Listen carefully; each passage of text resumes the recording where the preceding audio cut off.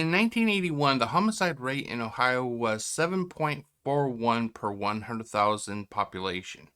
What happens when your child becomes part of the statistic and the investigation is called into suspect when the police who are investigating it could be corrupt? Who do you turn to? This is the scenario that gripped the family of 17-year-old Kurt Sova. Where does the truth lie? My name is Jeff, aka GCurse, and I welcome you to another installment of Black Site Files from Unsolved Mysteries, the case of Kurt Sova. This is a case that I tend to remember a lot of, not just because he was murdered. All these cases of people who are murdered deserve to have, closure. But also because I think it was just prior to this case. It's either prior or after, I can't recall. But there was also another case of a mysterious death of somebody named Kurt McFall. So I kind of, I remember these two cases based on their first name of Kurt. But who would you turn to if the people who you trust to help get answers, the police, are actually as corrupt as possibly the person who killed your child? This is something we're going to have to look into in the case viewing, but as always, before I get to that portion of the show, if you like what you're watching, which I hope that you are, I would like it if you clicked on that subscribe button. Basically, it lets me know that you like what you're watching, and click on that thumbs up, or the like button, I guess you could call it. Click on the bell and you'll be alerted when I release new content. But we will get right back to this case right after these commercials.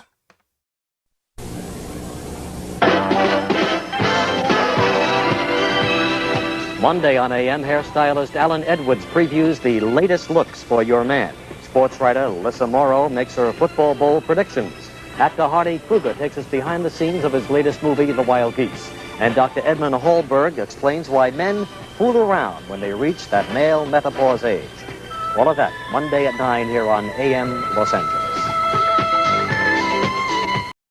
Okay, guys, welcome back. I hope you're all having a great start to your morning. Before we actually get to the case viewing, while I was working on editing and getting the first segment polished and everything that I like to do, I did some quick research on YouTube, because one of the things I've noticed here, let me get it set up so you guys can see here. Let's see. Give me 1 second. I should have had this up and I didn't. I apologize for that. That is my bad, guys. I am so sorry. Content. One thing that I've noticed is I try to have okay, let's actually turn this off now. I try to have automatic chapters present in my videos. That way you could either go straight to the case if you want, or you can see the commercials, or however you want to do it, And the thing is, you actually have that option here. Let's go all the way down. I have it selected here. It is the automatic chapters and key moments. I have it checked, as you can see. The weird thing is, it never works. And I thought, first I thought, well, maybe it was my videos. But the thing is, my videos you could tell the breaks. Like the break between the introduction to the commercial, from the commercial to the case viewing, from the case viewing to the second commercial, from the second commercial to the final thoughts and the conclusion. I had all, you could tell, like, exactly what it was and everything.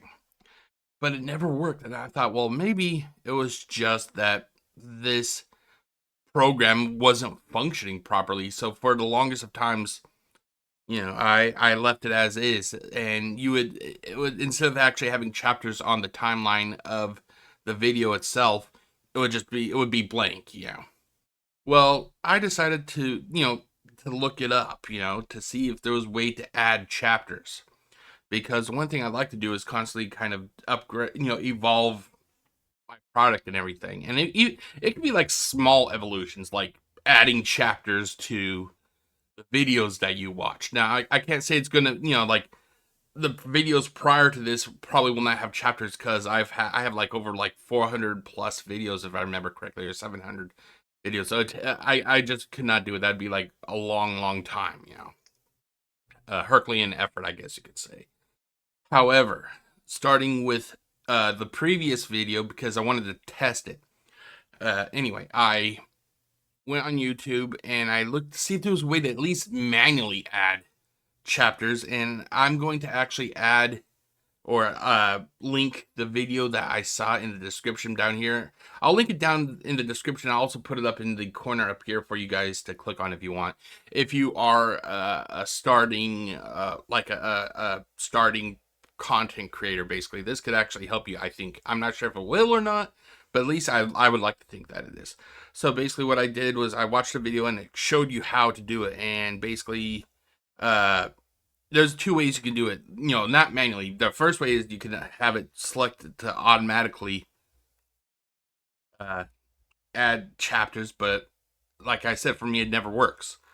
Or it takes a little bit more time, but I think it'd help over you know, in the long run. You can manually type it in, as you can see here. Now, from what I understand, from the video that I watched, each chapter has to be at least 10 seconds. So if your chapter is at least 10 seconds, it works, apparently, yeah. And as you can see here, that's what I did. I took, you know, I wrote down records about like what each time frame was, you know. So from 0 to 228, I have the introduction. 228 to 258, I have the first commercial, which is the Hershey Kisses commercial. 258 to 2732, I have the case viewing. From 2732 to 2803, the second commercial, which is CBS program promo. And then 2803 to 27, my final thoughts. And as you can see here, now when I click on, not going to show up the best there. Let's see it. Let's go here to there. You can actually see now it actually has chapters. I got the introduction, the commercial number 1, Hershey Kisses. I have the case viewing, and then CBS commercial 2, CBS program promo, and then the final chapter, which is the final thoughts and conclusion. But yeah, so I thought, you know, I would just kind of do a quick update, you know, just to show like how I'm trying to change up what I do a little bit. I feel that evolutions don't have to be like, oh my god, like massive on like a huge atomic blast evolution. It can just be small things that can actually help the viewer find what they're looking for. So like I said, so starting with the previous installment, and it'll be, again, it will be with this one, you can find the chapters in the description or on the bar, the timeline, or whatever it's called, you know. Okay, so with that out of the way, let's do this. Let's close, or let's turn this off. Close that, close that. There we go. Hold on. There we go. This, there we go. Okay, but anyway, back to the main meat of this video, basically.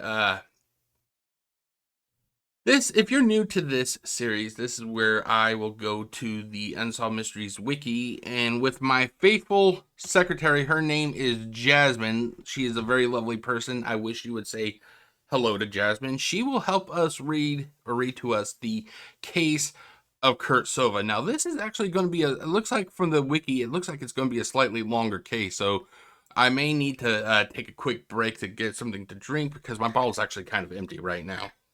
And yeah, so basically what I use is the it's called a read aloud program. It's part of Microsoft Edge, and I'll be honest, ladies and gentlemen, it is not the best of programs. It has a habit of constantly glitching, which is sad because this program is built into Microsoft Edge. And hold on, let me just make sure that, is there an update or anything? I want to make sure that there's no updates before I start. Oh, it's all up to date. So hopefully we may get a good reading. Then again, we may not. You know, it's a flip of a coin basically with this program. But anyway, so let's get started, shall we? I will start with the main the bio here. So we have Kurt Sova. Real name is Kurt Eugene Sova. His nicknames, he had no known nicknames. The location was Newburgh Heights, Ohio. The date was October 28th, 1981, just a few days before I was actually born. Okay, so we have the case, and like I said, this is going to be a rather long. This is a rather long case on the wiki. So, we're going to take this in little bit chunks because I think the longer that the more we have the computer read the read aloud, I think that's what causes the glitches to happen. So let's start with details. There we go. Okay, computer audio is on. Let's get going, shall we? Come on, please. Please. Please. Okay, I'm going to try to override it because I had a feeling it was going This to. case first aired on the November 23rd. Wow, see, this, I mean, right off the bat, it was already acting up. Holy shit. Oh my god, I may actually have to read this, which is going to kill my throat at reading all this, but let's try a smaller chunk. Let's try a smaller chunk. Let's see here. Okay, let's see. What happens if I just do this small part? Come on, please. Details. Okay. 17-year-old Kurt Sova was the son of Ken and Dorothy Sova. Okay, so 17-year-old Kurt Sova, he was the son of Ken and Dorothy Sova. Okay, let's go down to here. On October 28, 1981, in Newburgh Heights, Ohio. This case first aired on the November Wow. 20th. Wow, it didn't even fucking pause. Normally there's a little bit of a pause that I can tell, okay, it's going to start acting up. It didn't even do that. Okay, I think I may have to read a little bit of this. Okay, so on October 28th, 1981, in Newburgh Heights, Ohio, a suburb of Cleveland, three young boys made a gruesome discovery. Kurt's body lying face up in a puddle in a ravine. His body was in a Christ-like pose and seemed to have been deliberately placed where it lay. Okay, let's go down to here. Let's see if it'll work. Come on, please, please. Apart from some minor scratches and bruises, there was no sign of injury. One tennis shoe was in a pile of rocks 12 feet away. The other shoe was missing. Several hours later, his body was identified. An autopsy revealed that he had died 24 to 36 hours before his body was found. But he had been missing for 5 days. Okay, so we had a boy who was missing for 5 days. They found one shoe near his body. I wouldn't say it was right next to his body, but it was near his body, and another disappeared. I can't help but think that possibly they were dragging him. Whoever killed him was dragging him to the location where he's found. They probably went over the rocks and his shoe probably got caught on the rocks and it came off. Now, I'll be honest, especially when I was a teenager. Hold on, let me just select this so I don't forget where I'm at. So, when I was in high school, I'll be honest, I like to have my shoes be a little bit looser.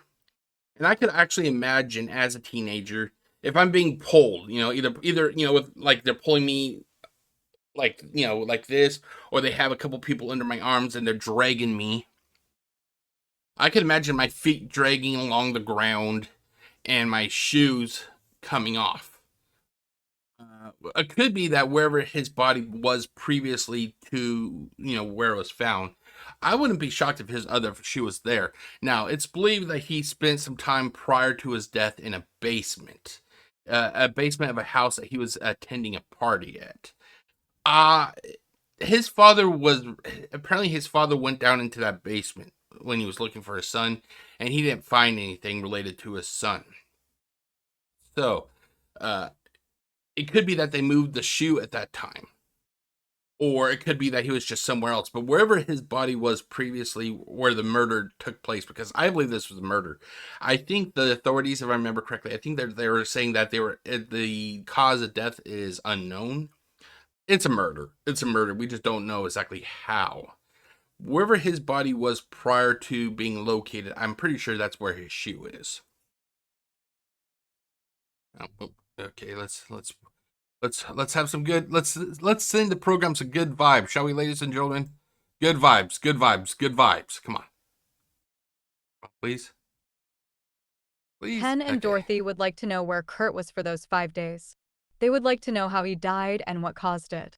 Dorothy is sure somebody knows because she believes somebody put his body there. She believes somebody was either with him when he died or came upon him after he died, panicked, and put in there. She believes they did that because they did not want to be caught with him. And that kind of makes sense. Nobody, especially criminals. Criminals don't want to be seen with a person that they killed that was a murderer. Uh, and I'm pretty sure that people who are innocent, like just a person who came across his body, it could be that that they're worried that if they go to the police and they literally say, "Hey, we found this body. You guys got to come out here, please." The police could actually say, "Well, what were you guys doing out there?" So that could also scare any potential witnesses or good Samaritans. Now, thankfully, we have three children, who were out playing, and they came across the body, and they went and told their parents. I think that's what they said. Hold on, let me go back up here. See here. Kurt's body was. Oh yeah, it doesn't say, but you gotta figure that they probably went and told their parents. But yeah. But anyway, so this is something I wanted to kind of mention. That the kids finding that body, it reminded me of a quote from the classic movie The Crow. In the movie, there was a character named Top Dollar. He was talking to his sister, or it was implied that he could have been having like some sort of weird incestuous relationship with her. It could have been his sister, it could have been a girl, who knows? A girlfriend, who knows? But he told this girl slash sister slash lover, whatever, that he said that his dad told him that childhood is over when they learn that they're going to die. And I can't help but wondering how much locating this dead body could have affected those kids or impacted those kids. Granted, I was an adult. I'm an adult now. I actually had the sad. I don't know what you want to call it. I had the sad look, I guess you could say. I found my mom when she passed away. She died of a heart attack in her sleep, and I found her passed away. And granted, I was, oh God, I was just about to turn 40. I was just, less than a month away from turning 40. I was 39. And even though you're an adult, it still messes with you because you don't expect it. But I found her, and it hit me as an adult. So can you imagine what it's like for a child to find a dead body? Like, I think that what Top Dollar said is very prophetic. That childhood is over once the moment you realize that you're going to die. And granted, those kids themselves didn't die, but they found a dead body, and that is probably going to affect them on a very primal level. But anyway, let's continue on, shall we? So we have Ken and Dorothy. They called Unsolved Mysteries. Ken and Dorothy called Unsolved Mysteries in a final effort to find answers to the questions that plague them. Where was Kurt during the 5 days he was missing? Did he die in the vacant lot, or was his body placed there? And is it really possible for a perfectly healthy 17-year-old boy to die without any apparent cause? The sudden, unexpected death of a teenager is always tragic, but for Ken and Dorothy, the tragedy is compounded by the mysterious circumstances surrounding Kurt's disappearance and deed. Uh, she meant to say death. The program sometimes has a problem getting that last word. I think it is possible for a healthy person to simply kind of just pass away. I think it's rare, but I think it's possible. I think anything is possible, to be honest, especially when it comes to life and death. There was a case on Unsolved Mysteries, I think it was in the later seasons. I can't recall what it was or which season it was. A lady gave birth to a baby, and the lady actually uh had I think she had at least one or two, at least one I know of, but I'm not sure if it was multiple. She had multiple stillbirths, I guess you could call it, where the baby was dead when it was born. Well, she had, she gave birth to another baby, and once again, this poor lady, the baby was dead. And after a while of being, after a while, they were getting ready to take the baby down to the morgue, and they were letting the family kind of have their last few minutes with the baby's remains. When come to find out, the baby started living. Baby was dead. The baby was out of the union, basically, as you could say. No longer in the union, no longer on any team. The baby was gone, sadly. However, after a while, the baby, the baby got like a jump start. And it's like, hey, I'm here. Sorry I'm late to the party, but I'm here. So, I think anything is possible. If a baby can come to life after several minutes of being dead, declared dead, I think it's possible for a healthy teenager to sadly just pass away. But I don't think that's the case. I think that this was either drug related or some kind of homicidal violence. But anyway, talking about the case with the baby, in the corner here, I will put a link to that case. So let's continue on, shall we? Okay.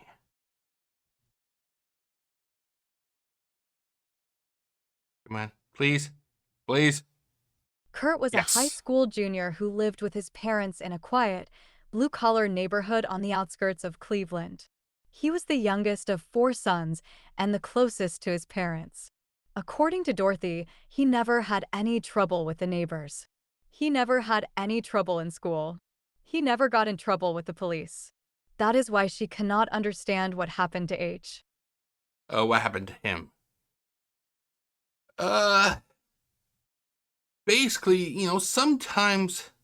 Now, a lot of times I kind of kind of get on the case when people say, "Oh, I could never imagine this guy becoming this teenager becoming a school shooter," or "I could never imagine this guy killing his family, his husband and wife. I could never imagine my cousin becoming a sexual predator. I could never imagine my neighbor becoming a serial thief." That drives me nuts when people say that. However, there are times that I will read things or I'll watch a video and I'll be like, yeah, I can imagine that this could have been actually a good kid. And this is one of those times. I think Kurt was actually a good kid, a great kid, however you want to say it. And he was just sadly in the wrong place at the wrong time. There were times in Unsolved Mysteries when let's see here. What's a case I can recall? Okay, oh God, I can't recall the name of it. I can't recall the name of the case. Richard. It was the DVD's box set. The list of the cases. Richard's Rampage. I'll put that case in the description, and up in the corner.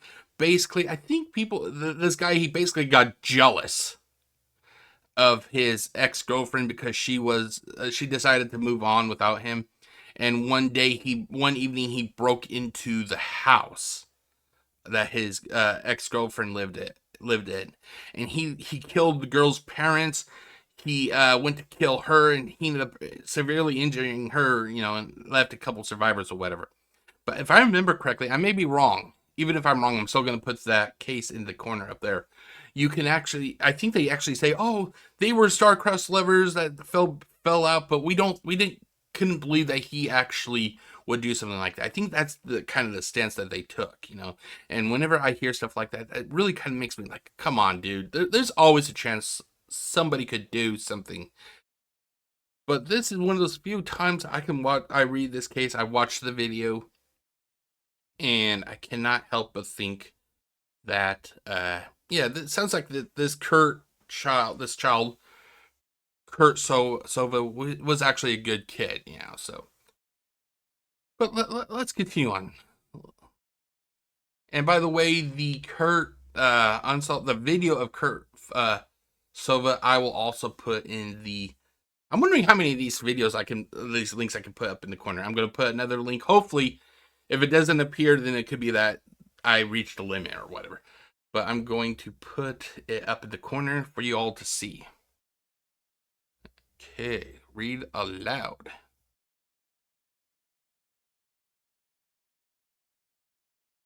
Come on. M. Kurt left home for the last time on Friday, October 23rd, late in the afternoon. 1 block from his house, he met up with Sam, a friend of his. Sam told him about a Halloween party that was taking place that night, and the two apparently went there. Kurt never returned home. According to Dorothy, he rarely stayed out all night. He normally came home around 10 p.m. or 11 p.m. at the latest. He would only stay out late if his parents knew where he was. But on that night, he never came H. Never came home. Before I continue on, I'm actually going to open up a notepad. There you go. Because while this is reading, I want to put down some notes that way I can remember to put these links in. Because I'll be honest, there are times that I forget to post links and stuff, and I feel bad because it's like I'm trying to remember stuff I wanted to link, but I forget, you know. So hold on 1 second, let me do this. So baby who died and came back to life, UM video, Richard's rampage, UM video. There we go. So there, I got those two things added to the actually here, let's put it this way. Hold on. Let's do this and I'll move it over here. That way I can have a nice full screen. I can type if I need to. Okay, so Kurt did not come home, sadly. And by the sounds of it, he didn't contact his family either. And if that was my child, and he didn't contact me and go, hey, Dad, I'm not going to be coming home right away. If I didn't get a call like that, then I'd figure that something was definitely wrong. Okay. Please work. Please. Me. By Okay. Saturday morning, Kurt's parents were worried. Dorothy began calling Kurt's friends while Ken scoured the area. He searched all of the neighborhoods and all the places he figured Kurt would be.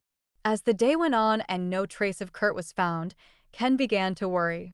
On Sunday, Kurt's parents registered him as a missing person with the Cleveland police. Meanwhile, Dorothy and her other sons papered the neighborhood with missing flyers. His family and friends searched ravines, schoolyards, and even dumpsters for him. On Sunday afternoon, Dorothy turned up a lead. Kurt's friends had told her that he had been at a party Friday night in Newburgh Heights, less than 2 miles from where the Sovas. From where the Sovas lived or live.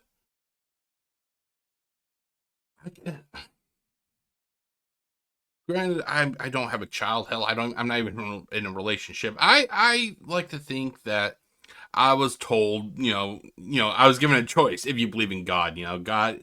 I honestly don't believe in God. I kind of say this as a joke, but I can imagine if God did exist, I can imagine having that one final meeting with God before I was born. He's like, Jeff, I'm going to give you a choice, son.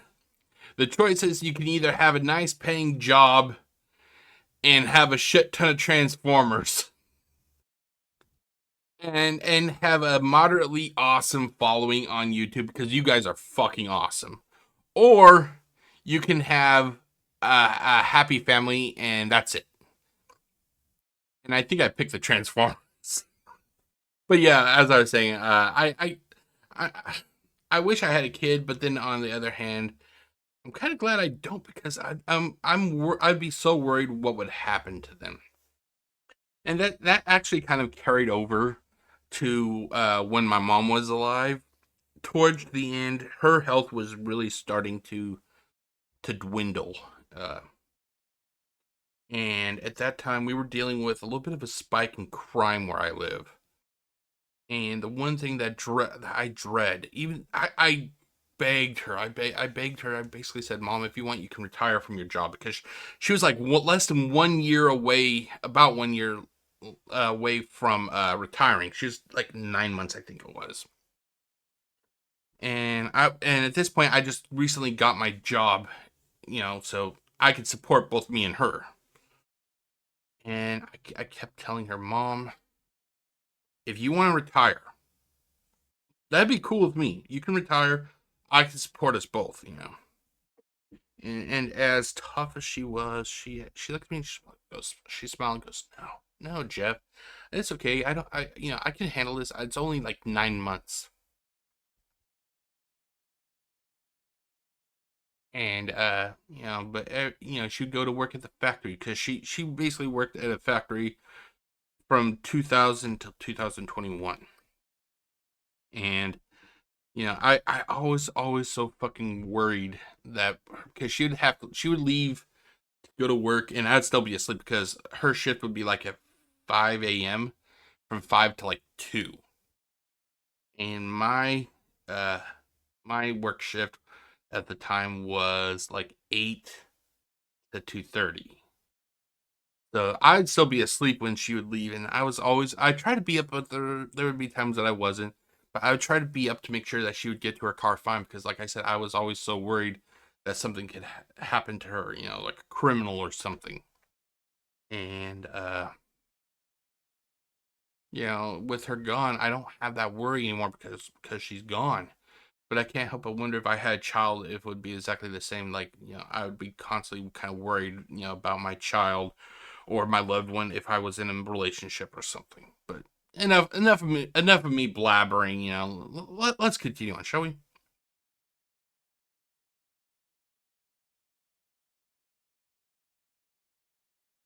Please, please. Live. Okay. She went to the duplex on Harvard Street, where she had heard the party was held.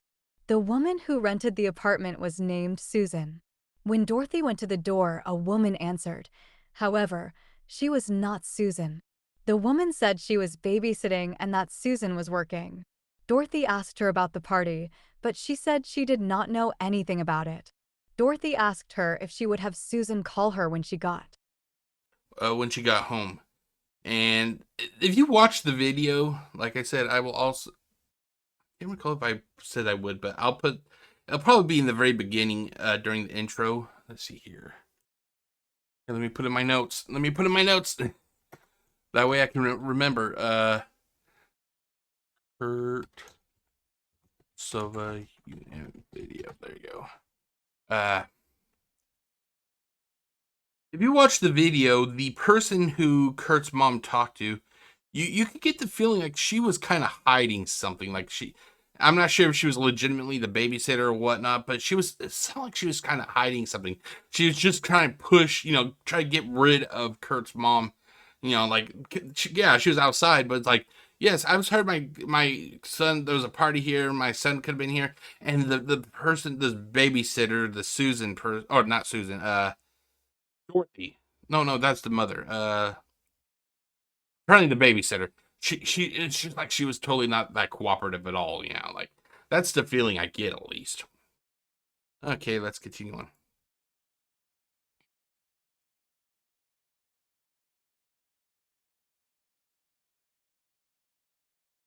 Home. When Susan returned home, she called Dorothy and told her that she never saw Kurt and did not have a party. However, a pizza delivery man stated that, indeed, there had been a party at the duplex on Friday night.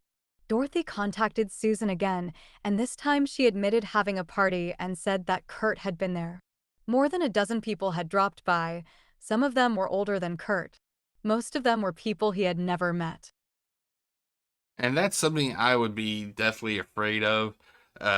let's see here, especially if they're older than Kurt, because of the fact that they're older and they see a young child, or a teen or whatever, they could try to convince that teen to do something that that I taught my child, to try to resist, like not to drink or something like that. They would try to take advantage of my child, and that would have me scared, especially if I learned that there was a party my kid was attending and there were older people there.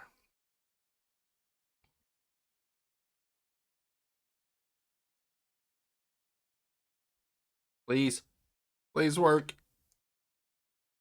I'm giving. Okay, I click. Let's see here. This case first aired on the November 23rd. I knew that was going to happen. Okay. God, there's so much here. I can't. Okay, let's just pizza there. Never been met before. Let's see. Okay, I think this is where we left off. Because normal friends, most likely in a group of new kids. I'm just trying to see. Okay, oh, we're up here. Okay, well, I think this. We'll just do a small entry. Let's do this one, or small block, or what do you want to call it? Small selection, ladies and gentlemen. That's what it is. Okay. Come on, please. I'm begging you. Please.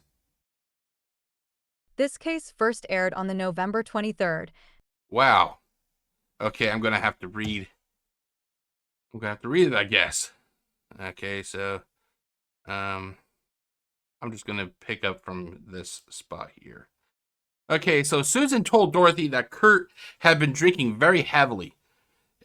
He had mainly been drinking Everclear, a potent liquor that had been banned in several states. Those who knew him say that he was not much of a drinker, and his slight build added to his low tolerance for alcohol. Yeah, that's one thing I'm kind of questioning. If it was my kid, I would hammer into his head that we do not drink until we're old enough. If somebody offers you a drink, you say no. That's exactly what I would be teaching my kid. I think that could have been a cover story. I think that they may have done something to him, like possibly some sort of drugs. I don't think it was alcohol. It could have been. This is just me kind of giving you my thoughts, though. Let's see here. Dorothy was shocked to hear that he was drinking because she had not known him to drink. Now, this is kind of one of the things I was talking about. Oh, cannot imagine my son doing something like that. I cannot imagine my son drinking. We don't know what our kids would do, especially they're teenagers. Even though I believe that he was not drinking, that's just me. It's ultimately you guys that are the ones that have to make you get to make the decision. Do you think he was drinking? Do you think he was not drinking? Do you think they forced him to take drugs? What do you guys think? Okay, let's see here. She believes that if everyone else at the party was drinking, he probably was as well. She never knew him or his normal friends to drink, but most of the people there were not his normal friends. They were almost entirely a new group of people. Sam, Kurt's friend who went with him to the party, told his family that Kurt continued to drink. He began to stumble around and knock things over. He then became ill. Susan asked Sam to take Kurt outside.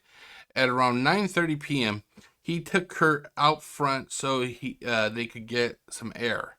Because it was a chilly night, he went upstairs to get Kurt's jacket and left him hanging on a fence. Okay, let me mark this. That's the one thing I gotta say I'm kind of proud. I'm not proud of it because I'm a large dude. If you can't tell, I'm a meaty boy. I'm a meaty boy, and also I do not drink. But I do know that that kind of depending on your weight also kind of determines how quickly you can get intoxicated. If you're a slighter build, you could possibly get intoxicated quicker, like how they're saying that Kurt got intoxicated. But somebody like me, who's meaty, it could take a little bit longer. I remember, I am a fan of professional wrestling. I love professional wrestling. There used to be a wrestler by the name of Andre the Giant. He actually was known for drinking shit tons of alcohol, and he would have to drink shit tons of alcohol before it finally started to impact him because of his, physical stature and everything. Okay, so let's continue on. When he came back outside a few minutes later, Kurt was gone. Now I gotta say, where the fuck did he go? If he was so messed up that he was stumbling and he had to be literally hung onto a fence because he probably could not stand. If the guy is that fucking messed up, granted, he could possibly go, slowly go somewhere, but I'm pretty sure that he wouldn't make it that far, considering that he's stumbling all over the place, So it makes you wonder exactly how long was Kurt's friend upstairs at this party? Okay. He searched the surrounding area but did not find Kurt. He assumed Kurt had walked home. Not if he's that fucking drunk. Odds are if he went to start walking home, you'd probably find him face down on the sidewalk, or lying on the side of the road or something. It sounds like he was really kind of he was not that mobile, I guess you could say. The jacket was later found at the duplex. When Dorothy heard Sam's story, she became hysterical. She was certain that something had happened to him, either at the party or on the way home. However, she did not expect him to turn up dead. On Wednesday, October 28th, 5 days after Kurt left home, his body was found in a ravine behind a warehouse on Harvard Street. Harvard Street. He was found just 500 yards from the duplex where he had been seen alive. Lieutenant Robert Karras of the Newburgh Heights Police Department believed that Kurt's body was dumped there, and whoever dumped him knew the area and knew that people go back there, so they knew that eventually, within a certain amount of time, he would be found. The police combed the area for clues. They found Kurt's left shoe wedged in some rocks, less than 12 feet away from the body, where they were never able to locate his right shoe. His body was taken to the Cuyahoga. I'm not sure. Does this actually here ask search? Does this actually have a pronunciation? Because I would like to know how you pronounce that.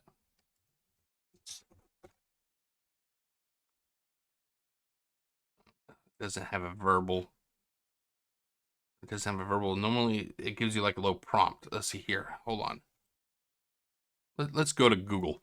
Google knows everything, ladies and gentlemen. Google knows everything. Let's see here. F11.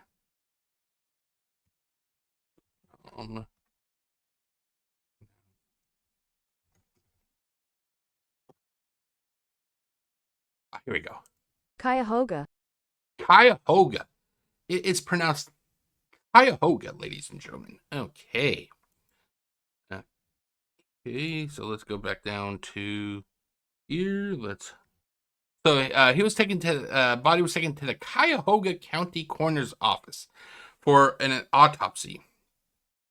The coroner determined that he had died 24 to 36 hours before his body was found, which meant he had to have been alive at least 3 days after the party. What the coroner could not determine, however, was the exact cause of death. I think that he was still alive at that previous time to work through the drugs and the alcohol, possibly, because I'm not sure how long residuals last in the body, but that's what I'm imagining is possibly that they needed him alive at least till he was clear of that stuff. Then they killed him, because if they if they left him alcoholic or with drugs in his body, they could possibly somehow locate the people. I don't know. I don't fucking know, you know. Former Chief Deputy Coroner Lester Adelson says that on the basis of the things that they saw and equally important, the things that they did not see was what was absent. They felt that Kurt had died from instantaneous psych- physiologic physiologic physiologic physiologic death. I never heard of that word, physiologic. And the manner of death was signed out as probable accidental. He says they determined this because they eliminated everything else. Kurt had not been beaten or traumatized in any way. He had a blood alcohol level of 0.11, which was not nearly high enough to end his life. He had no drugs in his system and no pre-existing natural diseases. Adelson says this was a diagnosis by exclusion. Well, still, how the fuck did the poor kid die? You know, like it isn't like fucking Anakin Skywalker force choked him and killed him, similar to how he killed Padme. You know, like something had to have killed this poor child. You know. And yes, I actually watched episode 3. I watched episode 3. I didn't watch. I watched 7 and part of 8, and then I'm like, fuck it, I'm not watching number 9. You know, so like, okay, let's see if the program will work. Let's see if the program will work. Please, please work. I'm begging you, please, please, please.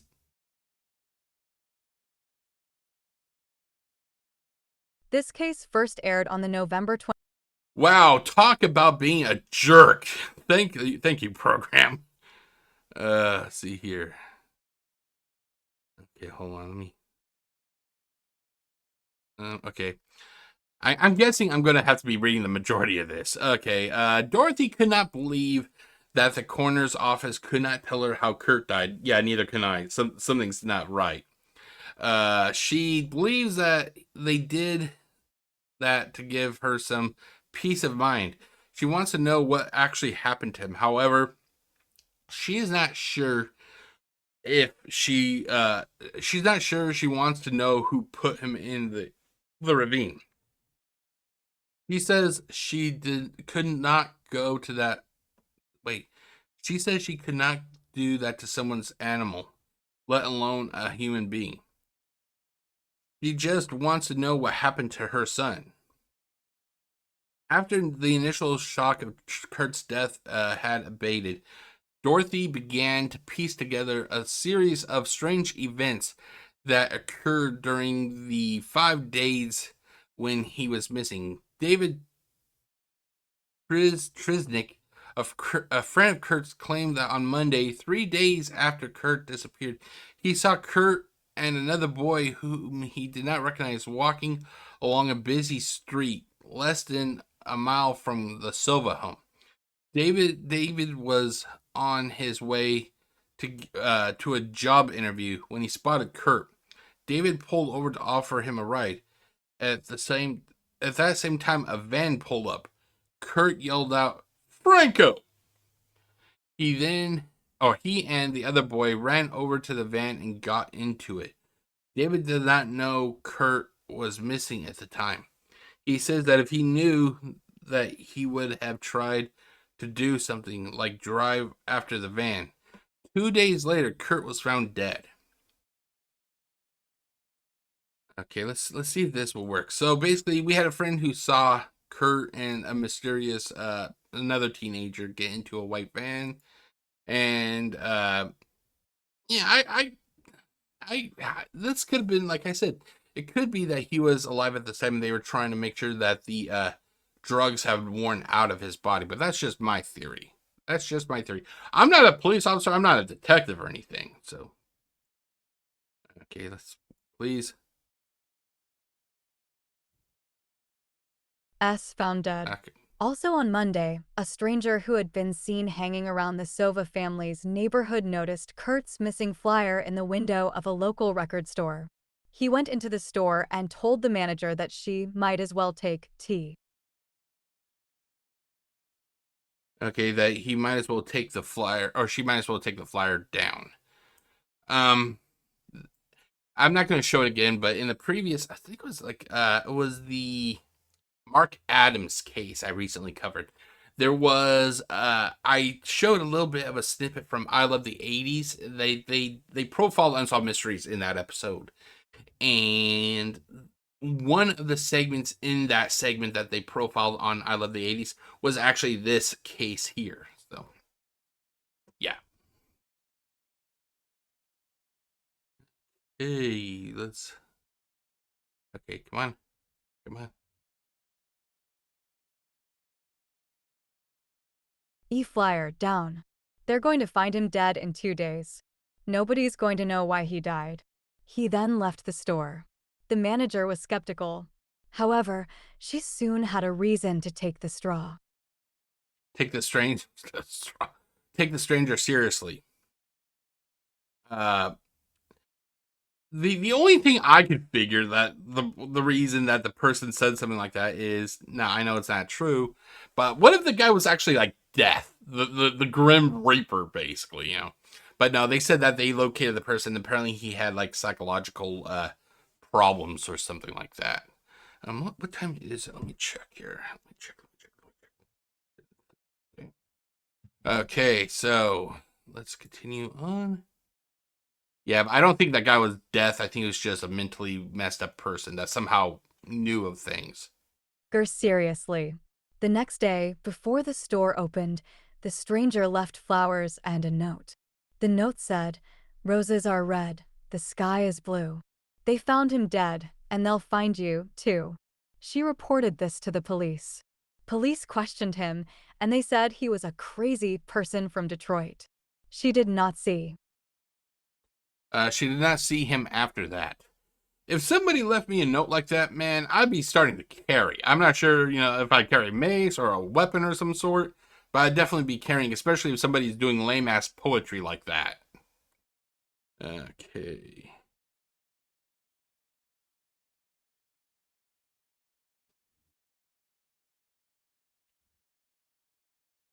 Him after that. Because Kurt was only missing at this point, the police released. Oh, crap. Hold on. Come on. Oh, don't mess up. Come on. Lice released the man. Later, when Kurt was found dead, the man had disappeared. Then, on Wednesday, the very day Kurt's body would be found, Dorothy received an early morning phone call from Susan. The call came in at around 3:30 a.m.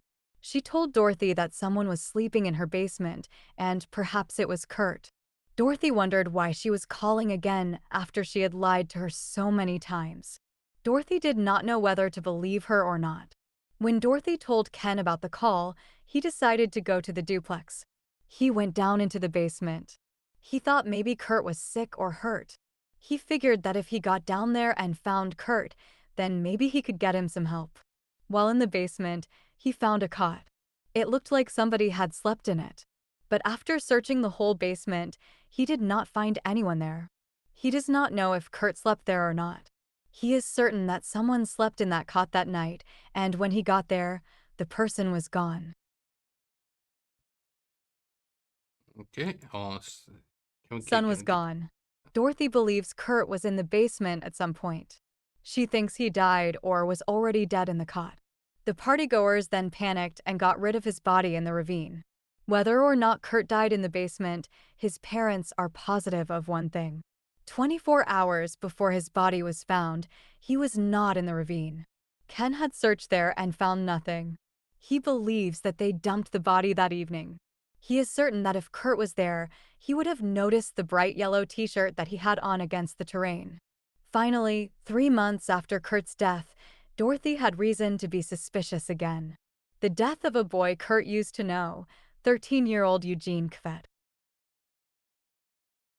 Okay. Old Eugene Kvet seemed. Okay, so This is actually going to be something I talk about in the follow up when we go to the to the find a grave and all that. Uh, Before that portion though, but yeah. So we got a person who, uh, Kurt also apparently knew, slightly younger. But anyway, let's continue on. Eugene Vitt seemed to have an eerie resemblance to Kurt's. Eugene was found in another ravine on Harvard Street. So I keep saying Harvard Street, 2.5 miles from the place where Kurt's body had been discovered. Both boys had been missing for some time preceding their deaths. Eugene's right shoe was also never found. I'm wondering if somebody could be keeping them as a trophy, possibly. There are killers who keeps trophies.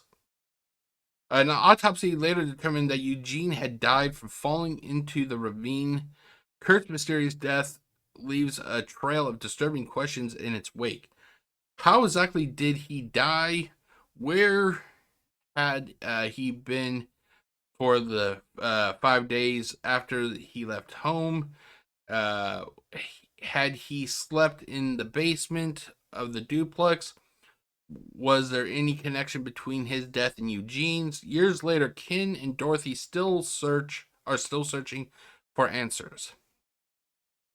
Ken says they still do not know any more than the day they went out looking for him.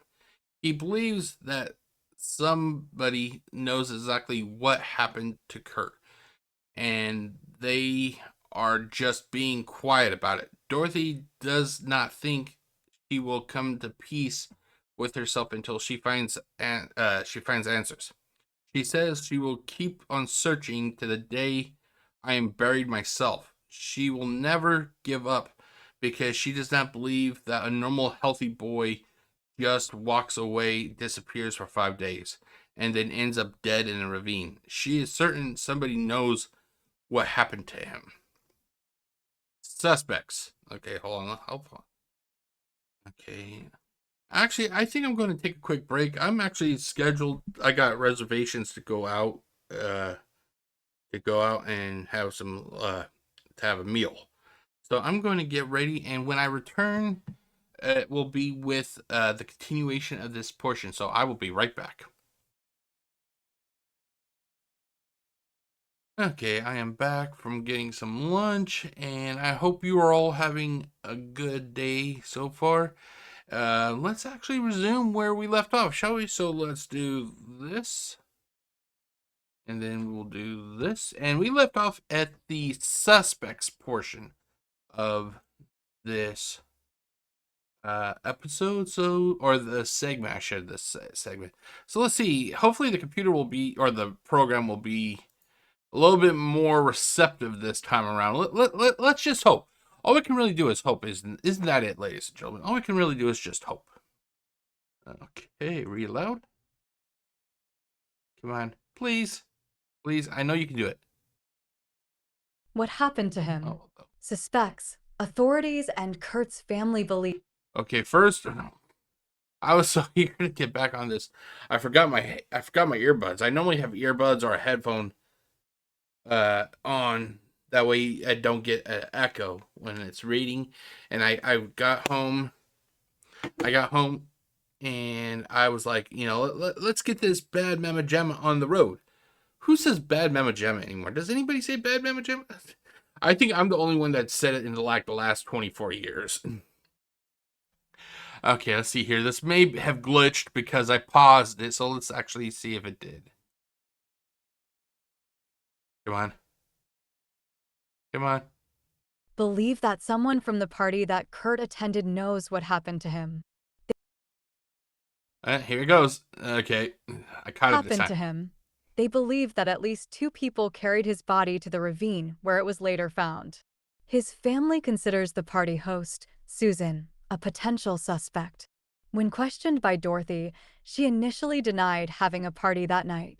However, she later admitted having one and said that Kurt was there. On the same day his body was found, she called Dorothy and said someone, possibly Kurt, was in the basement. However, he was not found there. The ravine he was found in was just 500 yards from the duplex where the party was held. Okay, the reason I think that this, let's see here, that they consider Susan or the reason I think Susan did what she did was maybe she was aware of what happened to Kurt, and they were trying to give her as much time to get the body moved and everything before she actually came clean, as I guess you could say. I think she knows more than what she's leading on. In the comments section below, do you think that Susan was she knew more about what happened to Kurt, or do you think that she is telling the truth, that she knows nothing about it, or at least what happened to Kurt, I should say, because she actually said that she ultimately gave up and said that he was there. But do you think she knows more than what she's leading on? That's how I should have said it. Okay, let's continue on. Okay. Please. The party was held. Okay. The man in the record store who predicted Kurt would be found dead is also a possible suspect. He apparently bragged about having access to bodies flown into Cleveland Hopkins International Airport. He also bragged about removing shoes from the bodies. After apparently leaving a threatening message, the man was reported to the police, who arrested and interrogated him. Police determined he was mentally and emotionally disturbed, but ruled him out as a suspect in Kurt's death. After his release from police custody, he left Newburgh Heights. Wow,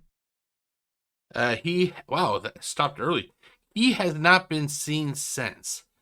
Would I say he's the one that killed Kurt? No. But he probably had a hand in possibly moving the body if he was involved. Yeah. Okay, let's go down to here. Okay, this is a little smaller selection, so let's see how it goes. Please. Okay, I'm just. This case first aired on the November 23rd. Wow, this program, holy shit! You would expect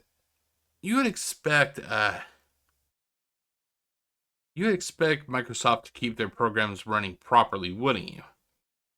Okay, so I'll read this next part. Kurt's family would also like to identify the man called Franco that Kurt apparently got into a van with a few days after the party.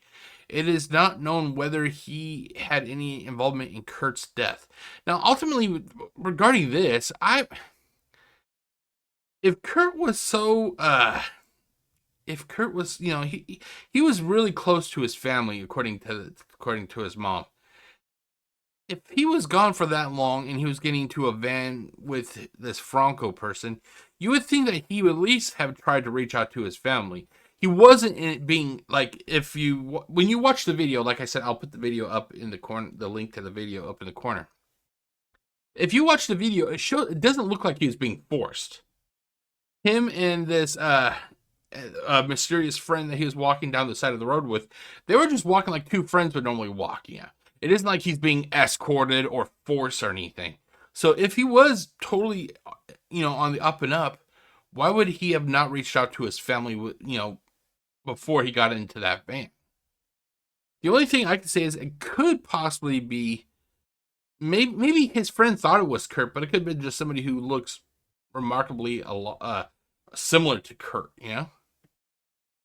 Okay, let's see how this goes. Okay, reload.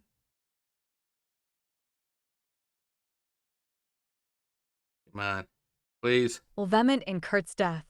Investigators believe that whoever put Kurt's body in the ravine was familiar with the area.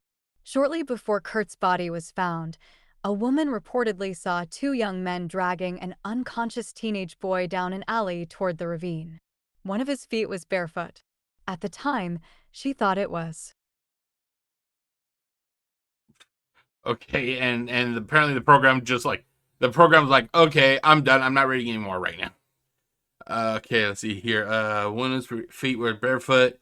At the time, she thought it was a group of drunk teenagers. However, after Kurt was found, she wondered if her sighting was connected. Her husband told her not to call the police because they got to mind their own business. They could have left like a anonymous report. The police also have always said, hey, if you don't feel comfortable, you can always leave an anonymous tip, anonymous report, you know. So this is very suspicious, especially if they know that somebody's missing. You know, oh god, this paints that it paints her husband in a real bad light because he literally told her not to call the police. So yeah, I would like to know who her husband was and then question him. Okay. About a year later, she ran into Ken and told him about what she had seen. The Sovas passes information to Newburgh Heights police, but for some reason they never interviewed her. And this goes back to the idea that possibly some of the police officers that were in on this case could have been corrupt. And by the sounds of it, as you're going to find out in further into this portion, you're going to find out it sounds like some of them, it could be logical that they were corrupt. Excuse me. It could be logical that some of them were corrupt. Great, now I have the fucking hiccups. And I still gotta get some water. Fuck!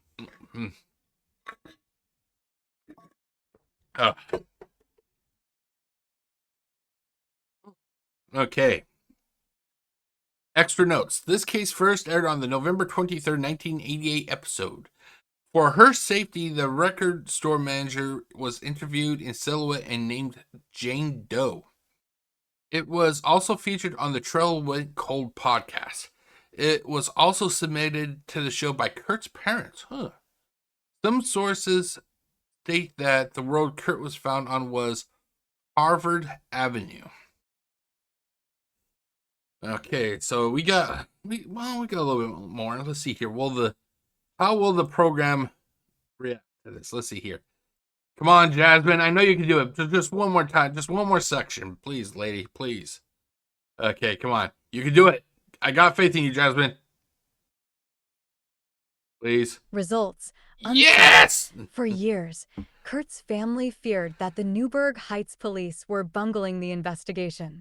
Their suspicions seemed to be confirmed when, over the course of several years, several officers were arrested on charges ranging from falsifying credentials to drug trafficking. Lieutenant Karras, who headed the investigation, was later discovered to be a drug addict who allegedly assaulted handcuffed prisoners. He allegedly took one prisoner to the warehouse near where Kurt's body was found and tried to fight with him. In 1991, he was convicted of attacking the prisoners and given a sentence of 6 to 15 years. He denied being involved in Kurt's death. Okay, so we got a corrupt officer who apparently liked beating up people who were handcuffed, apparently. So, yeah, I'd be keeping him under suspicion, but it's been over, 30 years now, roughly? 91 to 2001, 2001. Yeah, 33 years, ladies and gentlemen. I'm not sure if this officer is still alive, but they should, if he is still alive, they should start looking into him. Okay, let's go down to here. Come on, we're almost done. We're almost done with this portion, lady. You can do it, Jasmine. Come on. I have faith in you. The Cleveland police, the county sheriff's and prosecutor's offices, and the FBI later looked into the case. Each agency felt that the Newburgh Heights police conducted a poor investigation. For example, no photos were taken of Kurt's body at the scene, no search of the duplex where Kurt was last seen was made, and no written statements were found from the partygoers. They also rejected an offer of help from Cleveland police shortly after Kurt's death. According to Dorothy, they did not interview many of the people who came to her with leads. She claims that Lieutenant Karras played her off as a mother who would not accept her son's death. Okay, yeah, we got a problem here, ladies and gentlemen. We got a police department that literally, really, as the family put, bungled their way through it. What kind of police department, whatever you want to call it, do not document the crime scene. They did not take pictures. No photo evidence was taken of Kurt's body. No search of the duplex where Kurt was last seen. No written statements were found by the part. How that's not even a fucking investigation. It literally sounds like that they just kind of picked up Kurt's body and like, oh well, whoop, like that. That's the vibe I'm getting here. Yeah, maybe the sheriffs or internal affairs should have gone through the police department with a fine tooth comb. Uh, because odds are a lot of those officers are now gone. But this is pretty bad negligence. I think that's the right word. It's either negligence or incompetence. It takes a real stupid kind of person to not even document the crime scene. Yeah, we got a problem here, ladies and gentlemen. Could it have been corrupt police officers who were in league with questionable citizens? Who knows? But the fact that the parents claim that the Cleveland police, bungled their way through the investigation is really it's kind of supported by all this extra information here. Okay, I think I'm going to read this part. In November 2019, it was announced that the Newburgh Heights Police Department was reopening the case and partnering with Tiffin University to take another look into it. A criminal justice professor and a dozen students analyzed the evidence from it.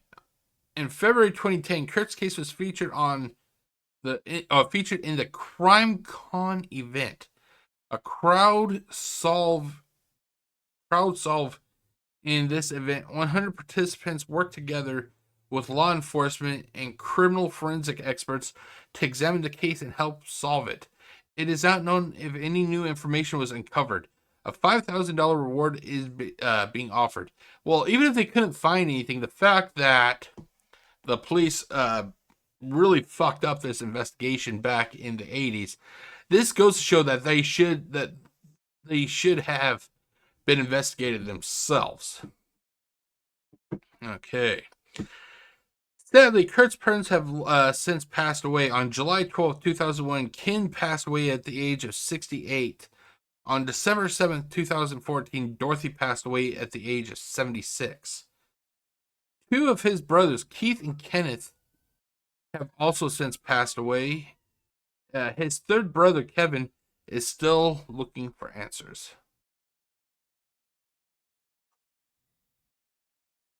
It really does kind of paint this police force as incompetent fools if all this information is coming to light about lack of documentation, lack of any real photographs being taken. When was the last time you've ever seen a not court case, an investigation where one of the most basic pieces of evidence, photographs, was not taken at all? When was the last time you've seen something like that? Okay, so we have Kurt Sova at Find a Grave. And I want to say thank you to Jasmine for toughing it out towards the end of this segment. It was real hard. She was having some difficulties, but she pulled through it. So I do want to say thank you to Jasmine. And we will see her for the next installment of Black Site Files from Unsolved Mysteries. Okay. First up, not first up, but we have Kurt Sova's Find a Grave. Kurt was born on July 15th, 1964 in Cleveland in Cuyahoga County, Ohio, USA. Date of death was the 28th of October, 1981. He was 17 years of age. The date of death, location was Newburgh Heights, Cuyahoga County, Ohio, USA. He was buried at the Holy Cross Cemetery in Brook Park, Cuyahoga County, Ohio, USA. The plot is section 34, lot is 2845, grave 1. And there's an inscription on his tombstone. God shall wipe away all tears from their eyes. And let's see, we got a little bit of family information here. So parents, we have Kenneth Albert Sova, born 1933, passed away 2001. We have Dorothy Mosick Sova. Date of birth was 1938. Date of death was 2014. We have siblings. Kenneth Joseph Sova, 1960 to 2017. and Keith S. Sova, 1961 to 2014. Keith died the same year that his mom passed away. Okay, let's look at some of the pictures that they have here. Okay, so a lot of these pictures are from Unsolved Mysteries. Let's see here. We got this looks like it could be a yearbook photo.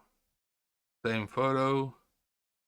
Here is, oh, it could be a marker. See, I always get like marker, tombstone, headstone. I get all these things mixed up, so I always kind of use them like oh god, what's the word? Like that's not the right word. I tend to mingle the words all together because to me they're all like the same thing. But whatever this is, marker, let's say it's a marker. It's a family marker. It looks like we got son Kurt E, 1964 to 81, mother Dorothy, 38 to 2014, and father Kenneth, 33 to 2001. Okay, what do we got here? It looks like we have, oh, it looks like a Christmas photo. You know, I wish I could actually say I had photos like this, but I don't. The sad thing is my mom, she was not very photogenic. She hated having her photo taken. So, like, I really don't have that many photos of her, which is sad because she's passed away. And I like to have a memory of her. And the photos I do have are of her when she was really young, you know. Okay, it looks like we have all the children, all the Soviet boys, I guess you could say. I don't recognize this one at all. Looks like it possibly either a junior high or an elementary school photo. Another school photo, possibly. Either school or possibly, I'm not sure if anybody remembers, but back like in the 70s, 80s, and 90s, you could go to Sears. I'm not sure if they're still in business, but there used to be a business called a company called Sears, and they actually had like a photo gallery, or not photo gallery, like where you could go and have your pictures taken. You know, it could be something like that. Okay, here we have the news article. Coroners say coroners say is awaited on cause of boy's death, and it basically just talks about Kurt's death, and then finally more, or the obituary. Okay, so that was that. Here, let me actually do this, and then we actually still have another wiki here. This is Eugene Cavett. This is another boy who was found in a nearby. I think they said a neighboring community, but basically this is somebody that, well, maybe not a neighboring community, but this is somebody that apparently Kurt knew, who is slightly younger, and they kind of tied the two cases together because of the boy's looks. Kurt was redhead, looked like fair skin. I think that's the correct term, and this boy is redhead and looks like he's fair skin also. The only difference is that this boy, he was located in 1982, so I'd say less than 6 months later, it looks like. Okay, so we have Eugene Cavett. I think that's how you pronounce his name. Real name is Eugene C. Cavett. Some references spell it with two T's. Nickname was Gene. Location was Newburgh Heights, Ohio, USA. Date was February 1st, 1982. Okay, let me see if I can get any more water from this because my throat is starting to get dry. And which is weird because I just had like 4 glasses of water when I was out at lunch and my throat's so dry. Oh well. Details. In January 1982, 13-year-old Eugene Cavett vanished from Newburgh Heights, Ohio. On February 1st, his body was found in a ravine on Harvard Street. Maybe it was the same community. Some believe that his death may have been connected, or may be connected to that of an acquaintance of his, 17-year-old Kurt Sova. The two lived 1 block from each other. Okay, so it was in the same community, same area. There were several similarities between the two cases. They were both found in ravines just 2.5 miles from each other. Both were missing missing for an amount of time before the bodies was found. And When they were found, both of their right shoes were missing. An autopsy showed that Eugene died from falling into a ravine. But whether he fell in accidentally or was pushed in or thrown is unknown. No known suspects. This case first aired on the November 23rd, 88 episode, Unresolved or Unsolved. And we have Eugene Cabot at Find a Grave. Okay, it's been merged, so let's check it out. Okay, so date of birth was June 3rd in Ohio. Date of death was February 1st, 1982. He was 13 years of age in Cleveland, Cuyahoga County, Ohio, USA. He was buried at Riverside Cemetery, Cleveland, Cuyahoga County, Ohio, USA. And that's about it. Let's check on pictures. Okay, so we got a picture, nice picture here of the boy. You know, it really makes you wonder who could be so evil that would kill a kid like that. Okay, you got his tombstone, resting place, and then his obituary. It's kind of sad if you really think of it, because, like, really, they don't even mention like family or anything. I can't think of a more lonely way to exist than to be, on a website that memorializes people, but not have anybody there for like family. That, to me, that'd be crushing. Okay, so that was the case of oh god, wrong button. That was the case of Kurt Sova and Eugene Cabot. It's a very strange case. Layers upon layers of mystery. Was it corrupt police officials or corrupt law enforcement officials that killed him? Was it a drug dealer that could have killed him? Was it simply that he just upped and died? Was it, what actually led to the outcome of this teenager? We may never know, but that's why I like to produce these videos. Some cases I produce are solved, but then there are cases like Kurt Sova that have not been solved. And I personally have the opinion that if we at least keep these cases active, like on YouTube or whatnot, who knows? Maybe someday somebody can see this video and go, and it could just cause something to click, be like, hey, wait a minute. I remember my uncle telling me about something a long time ago. I'm wondering if that could be involved, and simply just by seeing a video like this or from somebody else, it could help spur the journey to get these cases solved, But that is it for this portion. I will be right back with my final thoughts after I get some get some water, and after these commercials, I will be right back.